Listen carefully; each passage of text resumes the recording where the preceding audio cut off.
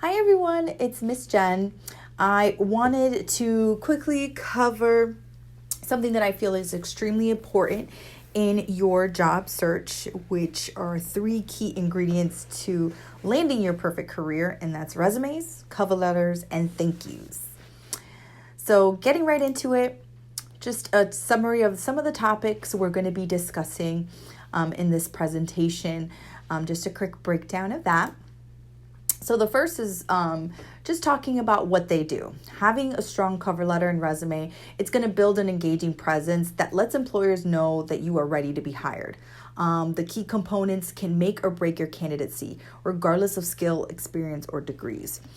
You can have a plethora of education, work experience that can make you the perfect candidate. But if you do not have a polished cover letter or resume, recruiters and employers are going to skip right over you. So what makes an ideal employee? Definitely having a resume that is a snapshot of your experience, skills, education, and just a quick, easy to read and accessible document. The cover letter is just an intro to who you are as a person and answers that number one question. Why should they, out of thousands of candidates, hire you? And a thank you letter is like a nice little cherry on top of everything. It wraps up the interview with a recap, and it just shows an appreciation for their time. So what entails the entire job search application process? So the first is going to be the application itself. Depending on what type of position you're applying for and how the HR department has done their application process, it could take anywhere between 10 minutes all the way up to 45 minutes or more, depending if they have attached some online assessments. It could be skill-based or it could be personality-based, just depending on how the company wants to go about it. Then the next step is going to be your interview process. Some job interviews, it will just be one interview, either in person, over the phone, and that's it. While others like to do a phone interview initially and then have you come in and meet with someone else or meet in a group setting, meaning the employer with a couple of people that are going to be working alongside you, above you, or your subordinates, whichever the case may be. And it may even take up to 4 interviews before you're offered the position. And once you're offered, that's when you start discussing pay, you select your benefits, and you can start. So cover letters have come a long way. Before, they were very structured, very generic, very bland. Now cover letters are a way to show how passionate you are about the position, your personality, and what you bring to the table that makes you stand apart from everyone else. So with the cover letter, there's 3 key ingredients. So your first is going to be just showing the passion with a killer opening line and just keeping the company's voice in mind, which would fall back to you doing your research and also finding out what the company is about, how their work culture is, if they're a little bit more on the fun side or if they're a little bit more of the structured, black and white. Also go beyond your resume. Talk about statistics, talk about numbers, and maybe talk about some skills that you're not able to list on your resume because it involves a little bit more of an explanation. And also focus on what you have. Some people like to apologize for things that they don't have in the cover letter. Really focus on what you have and really beef up your transferable skills within the cover letter. And finish strong. Don't let the fear of bragging get in the way. A lot of times we don't like to talk about ourselves, but I feel in a cover letter you should talk about yourself like how you feel your best friend feels about you or how your favorite teacher feels about you, and keep it short and sweet. So here are some examples. Here you have a personal and engaging cover letter. It shows the person's personality, talks about what's so great about them based off of their resume, but also some details that may not be within the resume. And then closing, they just show appreciation and the excitement that they have for the position. Versus the generic cover letter is just something that you don't even want to read. You just glance over it real quick. It doesn't really have personality or pizzazz. It just looks very cookie cutter. Now, with the resume breakdown, there's 4 key components within every resume. You got an introduction, work experience, skills, and education. The introduction can just be a highlight summary of your work profile or career objective.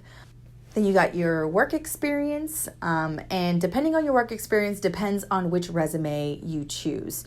Also, for those who really don't have a lot of work experience because they're fresh out of high school, unpaid and volunteer work is still considered work. So definitely don't leave that off your resume if it is relevant to the position that you're looking to be considered for.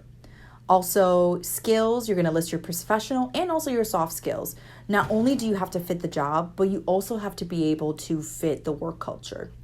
You're going to be with these people a third of your week, so you want to make sure that it's a good fit for both sides. And finally, your education, college or tech programs, any additional certification courses that fall under this category if they're relevant. So what makes each resume? So with your functional, majority or the larger chunk of it is going to be your skills, with just a small highlight on work experience, education, and introduction. Chronological is the most popular that majority of people like to use. It's 50% your work experience, 10% your education, introduction, and a third of it is also your skills. Again, you're highlighting your professional and your soft skills as well. And my personal go-to is the combination. I like that it's a well-balanced and you get the best of both worlds. So you're getting a little less work experience than you would in the chronological, but you're putting in more in the skills and also an introduction, as well as keeping education the same.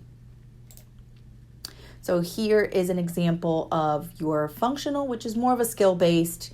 You see here that it's more focused on key skills, and then the person broke down exactly how they utilize those key skills. This is great for job seekers who may not have any recent job experience, or you've held a lot of positions in a short amount of time. But keep in mind that some recruiters are a little hesitant when they tend to see these type of functional resumes because they might feel that you're hiding something. Chronological, like I said before, it's the go-to for majority of people. It's your job history pretty much in reverse order. And it's just great for someone who has a steady work history, which is maybe like 1 or 2 gaps, especially with these unprecedented times. I feel employers are a little bit more open to someone that may have 1 or 2 gaps. Combination, like I said before, is a well-balanced summary. It's the best of both worlds. It's great for someone who has the work experience, but they may feel as though their work experience may not be enough to make them the perfect candidate for the position. So it has a balance of the both. And now we're getting into the summary. So it's a bit of a controversial topic. Some people prefer objective, while others prefer the highlight when it comes to introduction side. So here are 2 examples. So the difference between highlighting versus objective summary is highlight answers the big question. Just it gives a quick summary of who you are and why should they hire you in a snapshot. It also talks about some key points, some key skills that are included within your work experience that may not be shown on your resume. Versus objective has more a specific goal in mind. It gives the employer a clear communication of what you're looking for, career as well as work culture wise, and also sets expectations so employers are aware of what you're looking for in the future. So those are 2 options for you to look at. And finally, the thank you letter. Thank you letter is such an important part of the whole entire application process that a lot of people tend to miss. I know for a fact that some employers will not even hire you if you do not send in a thank you letter. So make sure that you're utilizing these key points with thank you letters. Make sure you're sending it ASAP. Don't wait. You can even send it the same day. I've seen some people where they have thank you cards in their car. They fill it out right after the interview and go walk back in and give it to the front desk. Make it personal. Just recap on some key moments within the interview that really made an impact with you or made an impact with your interviewer. Be positive and sincere and show appreciation. That person took time out of their day to see you out of hundreds of candidates that they possibly had. So always keep that in mind whenever you're writing your thank you letter. And finally, make it stand out. It's a great way, like I said before, to add the cherry on top of a great interview. Handwritten is by far, for me, the best, but also email works. If you don't have good handwriting, you can type it up and then mail it out to the employers. That's another nice thing as well. So 80% of how you are seen by an employer falls on your ideal trio, making sure you got that strong cover letter, that strong resume, and you have an amazing, positive, uplifting thank you to kind of tie everything together. But keep in mind as well that 100% falls on you, making sure that your resume, cover letter, match who you are in person. So giving that perfect interview, making sure you're impersonable, that you're excited, and really show them why you are the ideal candidate for the position. So that's it for now. If you have any questions, unsure where you fall in the resume category, want to spice up your cover letter, please feel free to reach out. I'm available through phone, text, or email. So hope to see you soon. Thanks. Bye.